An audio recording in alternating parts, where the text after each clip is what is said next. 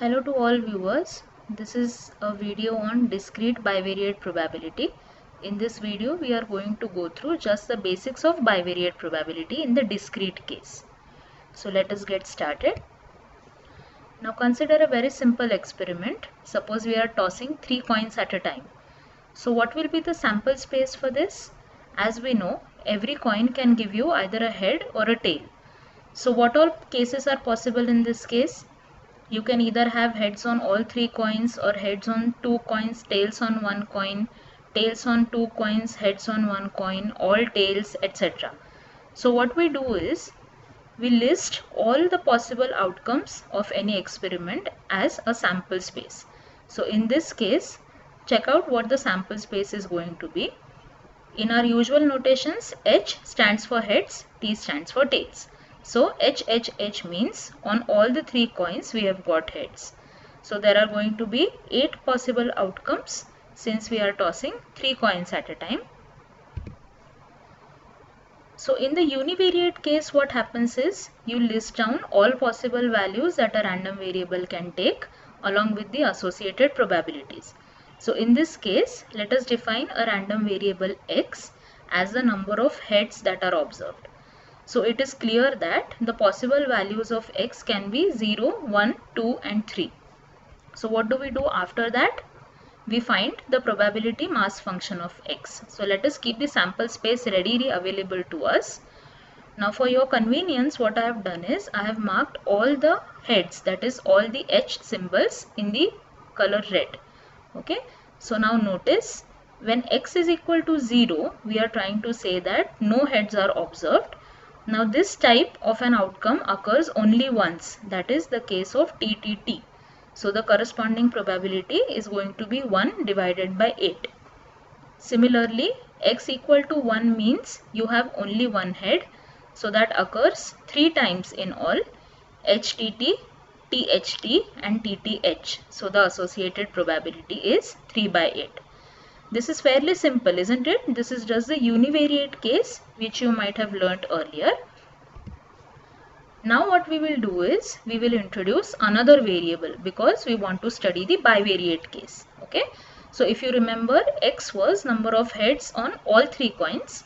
Now I am defining another variable, say y. This is the number of heads in only the first 2 tosses. So now in this case, the values of y can be 0, 1 or 2. Now in our sample space, going by the definition of y, let us consider only the first 2 letters. So I have color coded them for reference. The first 2 outcomes represent the case of y equal to 2. The next 4 outcomes correspond to y equal to 1 and the last 2 correspond to y equal to 0. Now we come to the probability distribution of y. This is just how we did it for x.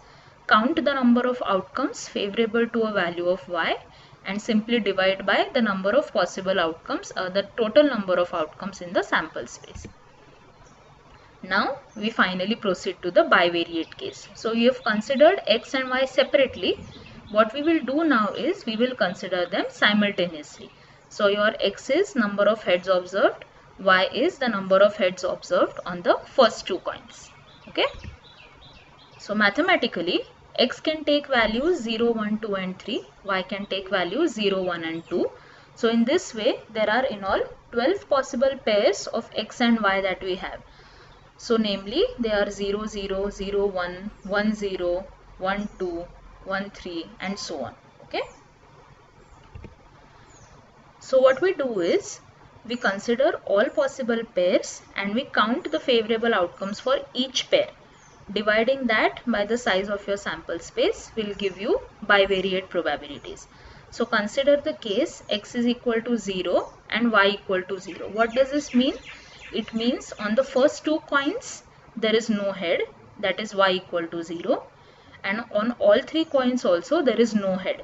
So basically we are just looking at the case T, T and T.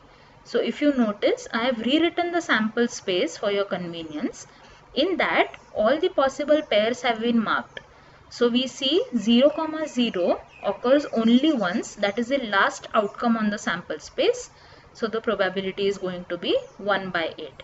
Alright, let us explore another pair. Suppose I am considering y equal to 1 and x is equal to 2. So we are looking at the pair 2, 1. What is the meaning of this? On all 3 coins there are only 2 heads, and on first 2 coins there is a single head. So we are looking at the pair 2, 1. Now in the sample space this occurs twice. What are the outcomes? HTH and THH. So the corresponding probability is 2 by 8. So on similar lines we have completed this entire table. Now when can we say that a distribution is valid? There are 2 main conditions that must hold. Firstly, all the cell entries are nothing but joint probabilities. So they have to be non-negative and they have to be less than 1. So the minimum value possible is 0, like you are seeing in some cases in the table. And the maximum value can be 1 since we are dealing with probabilities. And then the next important condition is that if you add up all the cell entries, then their total has to be equal to 1, because this is a joint probability mass function that we are considering.